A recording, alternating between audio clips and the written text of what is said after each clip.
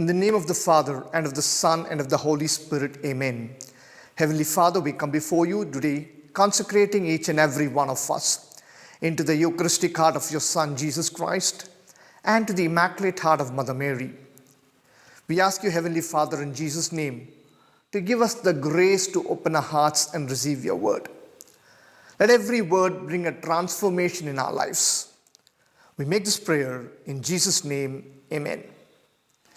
My dear friends, God is ready to bless us with every graces we stand in need of. Every blessing that we need is already dispensed to us through Jesus Christ. But the scripture says in Isaiah 59, 1 and 2, that our sin, our iniquities are a block between us and God. Therefore, it's very important for us to cleanse ourselves of these sins. Now, that brings the greater question, what is sin? We may have a lot of explanations or definitions about sin. But the Bible says in the first letter of St. John, chapter 3 and verses 4, everyone who commits is guilty of lawlessness. Sin is breaking the law of God, or sin is breaking the commandment of God. My dear friends, every time we commit sin, we break a commandment of God. And it's through breaking the commandment that sin entered into this world. When you read the book of Genesis chapter 2 and verses 16, we read like this. And the Lord God commanded man that he may freely eat from all the tree, but not from the tree in the center of the garden. So one commandment God gave. And when man broke this commandment, sin entered into this world, because sin is breaking the commandments of God. And after that, God gave us 10 other commandments as a guidelines for us to live a life without sin. The 10 commandments are there in the book of Exodus chapter 20 and Deuteronomy chapter 5. Jesus summarized the 10 commandments into two: love of God and the love of neighbor. So the entire 10 commandments is summarized in loving God and loving our fellow human beings. Now what we will do is today, we will quickly examine ourselves through the 10 commandments of God. We will make this talk into two parts, and we will divide it so that in two parts we cover the 10 commandments and see how we have broken the commandment of God. Let's look at the first of the 10 commandments. The first of the 10 commandments says, I am the Lord your God, you shall have no other gods besides me. My dear friends, this commandment talks about our true worship to one God, our Lord Jesus Christ, and undivided faith in our Lord Jesus Christ. Today, many of us today break this commandment of God by creating other gods in our life. This commandment basically talks about idol worship. When we say idol worship, we must understand what is idol worship. Many people are of the wrong opinion idol worship is just bowing down before some statue. It could be. But idol worship is the first place that is to be given to God. If it is given to any other creations, it becomes an idol worship. In our heart, we have to have place for only one God, true God, and that's our Lord Jesus Christ. The moment I have a divided place in my heart, or many other things takes the first place in me, that becomes an idol worship. It could be our own relationships. It could be our job, our finance, our talents, anything that takes the first place that belongs to God is an idol worship. Therefore, we need to cleanse ourselves of all these things. We read in the book of prophet Ezekiel, chapter 14 and verses 3. Ezekiel 14:3 says like this, mortals, these men have taken their idols into their heart and placed this as an iniquity, stumbling block before them. So my dear friends, God says, people have taken idols into their heart. That means what? In our heart, the first place that is to be given to God is now taken by creative things. The first place to the Creator is taken by the creation. And that is idol worship. That's why St. Paul also says in the second letter to Corinthians, chapter 6 and verses 16, Paul says like this, "What agreement has the temple of God with idols? For we are the temple of the living God, and I will live among them, and I will be their God, and they shall be my people." So God wants to live in us. He wants to take the first position in our heart. The moment I give that first position to the created things, that becomes an idol worship. Now, how do we break this commandment of God? My dear friends, the direct way in which we break this commandment of God is when I worship the gods of the other pagan gods or the Gentile gods. That is the direct way. But there are many other ways in which we break this commandment of God. For example, today many people have the tendency of idolizing, modeling their life based on some celebrity or some important person, successful people. Well, it may not be, they need not be sinful people, but even we have this habit of imitating the other creations of God. But the Bible says in Ephesians 5:1, "Therefore be imitators of God." The moment I start imitating a creation of God, I become an idol worshipper. Therefore, we need to examine ourselves. Am I trying to idolize any creations of God? My dear friends, another way today we break this commandment is through media, entertainment, gadgets, and other social networks. Today, for many people, they may be believing in only Lord Jesus Christ. They may be worshipping only Lord Jesus Christ. But what happens today? Media, entertainment, and all these gadgets have taken the first place. And therefore, that becomes a stumbling block between them and their God. That's exactly what happens. Let me give you a small testimony for you to understand this. Sometime back in our retreat center, a lady came and asked me for prayer. She was very well known to me. So, for the next 1 week, I used to lift up her intention in prayer. 1 week later, I wanted to know what was happened to her problem. Since she was very well known to me, I called her up. And when she picked up the phone, this lady was weeping on the phone. I asked her, "How is the problem?" And she said, "Everything is fine." Then I asked her, "Do you have any other problem?" Because she was weeping. She said, no, and she cut the phone. So I assumed she has other problems, played for some more time. And then I had my own things to do. About 2 hours later, this lady calls me back. And she's telling me, "Brother, did you call me? I saw your number on the mobile." I said, "Yes, I called you. How is your problem?"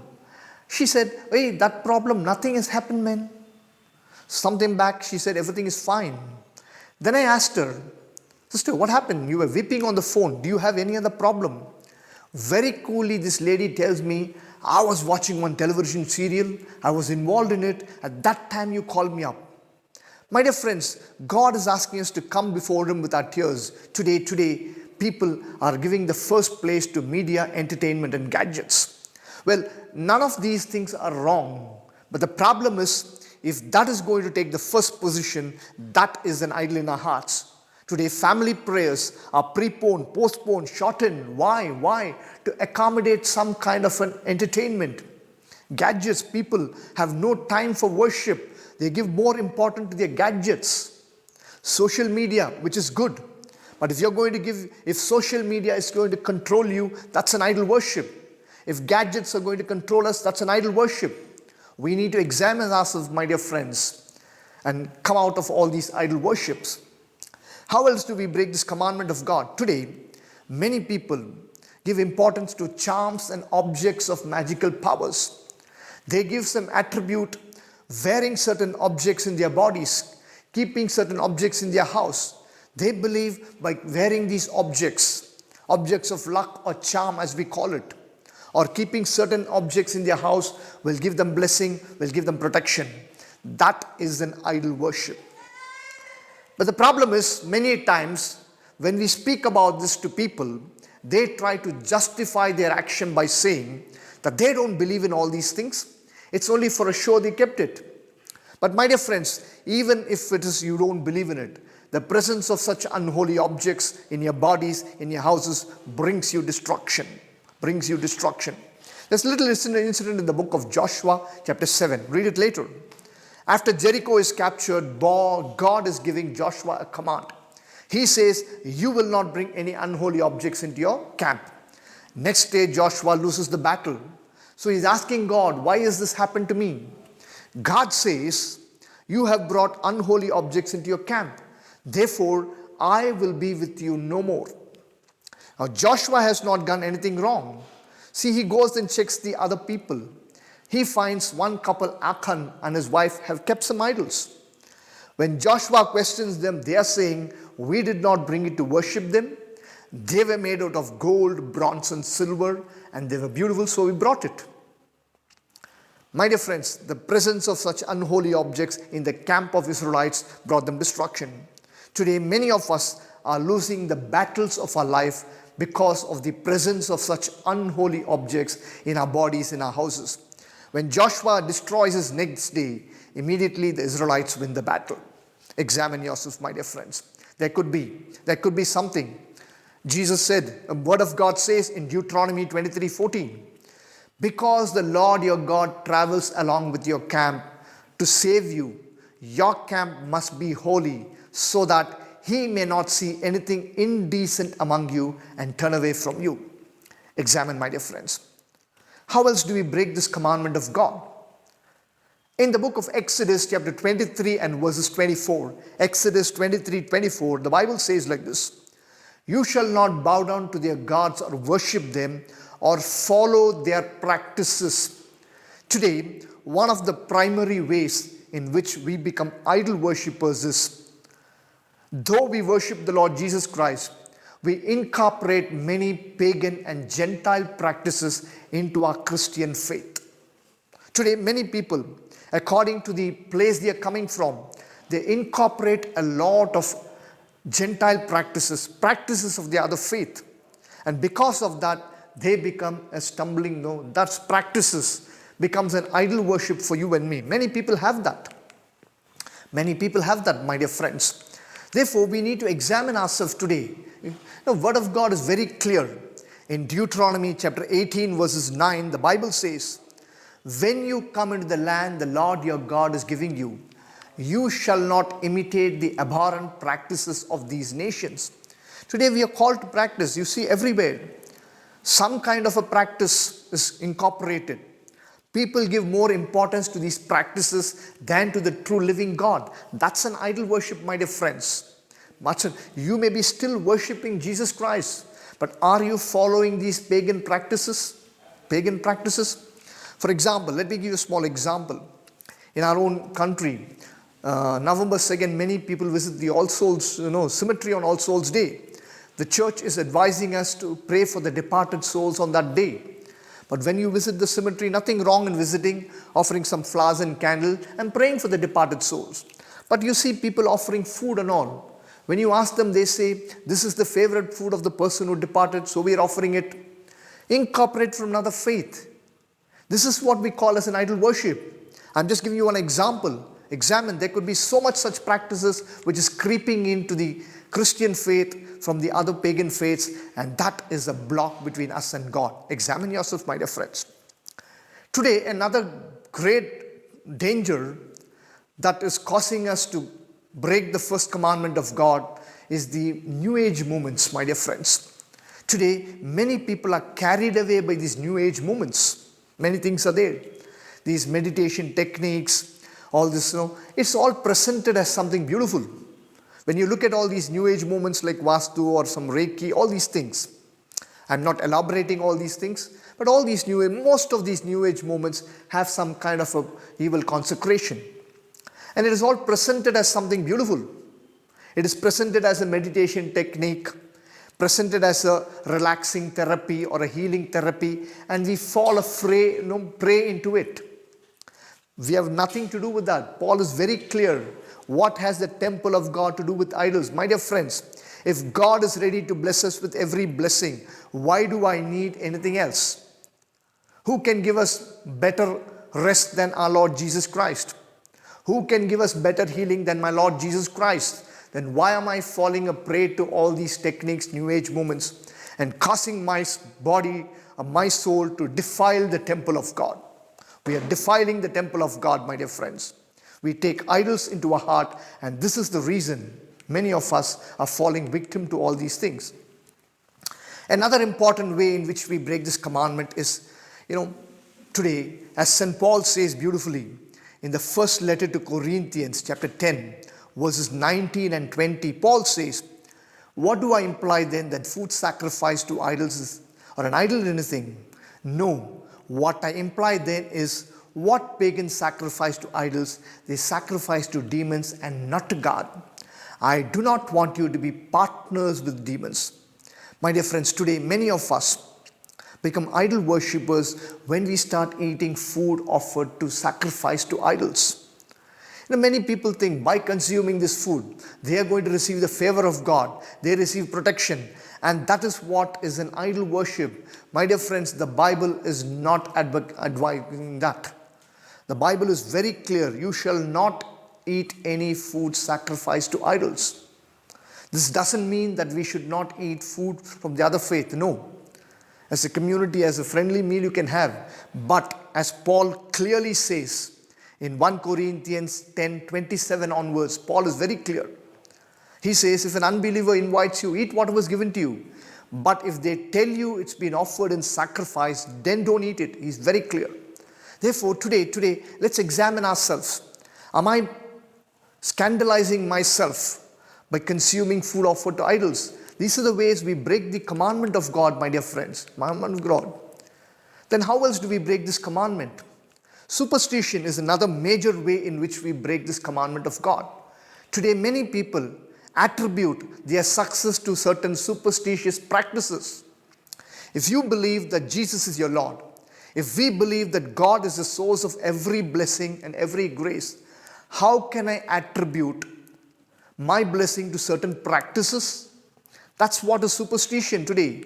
Many people do that. They go into certain kind of practices and they think this only if I do this routine, I will be blessed. Today, that's a major block for many people. They think this is not idol worship. They feel we are believing in Jesus Christ, we worship Jesus Christ, therefore there's no need to worry about it. But they still end up following all these practices, my dear friends. They need to wear this, they need to do this. I know in our retreat center, I'll give small testimony for this. In our retreat center, one day when I was preaching, I saw one lady sitting in the front row. She was wearing one black color socks and white color socks. So I thought she made a mistake. After my talk, I politely went and told her, sister, I think you made some mistake. You're wearing one black socks and one white socks. This lady looked at me and said, I know. Only if I wear black and white, God will bless me. Do you know that? My dear friends, that was the first time in my life I came to know that God is colorblind. He knows only black and white. If we believe that God is the source of every blessing, how can I attribute my blessing to certain actions? This is superstition. We need to give it up, and that's an idol worship. Now, another major way in which we break this commandment is consultations. What are consultations? We can put it in many categories: astrology, numerology, palmistry, zodiac signs, horoscopes. So many things are there today. Let's call all this as consultation. Somebody will go and consult somebody else. That person will study the movement of the planet and the earth and the stars, and they will predict the future for you and me. My dear friends, remember, book of prophet Jeremiah, chapter 29, clearly says, I have a plan for you, plan for your welfare. If God has a plan for me, a good plan for me, why should I consult somebody else to know my future? How can I, a creation of God, study the movement of another creation of God and predict the future for another creation? In fact, book of prophet Isaiah, chapter 47, verses 13 and 14 tells us like this. It says like this. Very clearly it says, let those who study the heavens stand up and save you. Those who gaze at the stars and at the moon, let them stand up and save you. The fire consumes them. God is very clear. Every time we make a consultation, God is saying, let them come and save you. I will not save you. My dear friends, you want God to save you or you want a human being to save you? The choice is ours, very clearly ours. What are we going to do today? Am I going to run behind consultation? But some people try to justify this by saying, we don't believe in all these things. Only for fun we do it.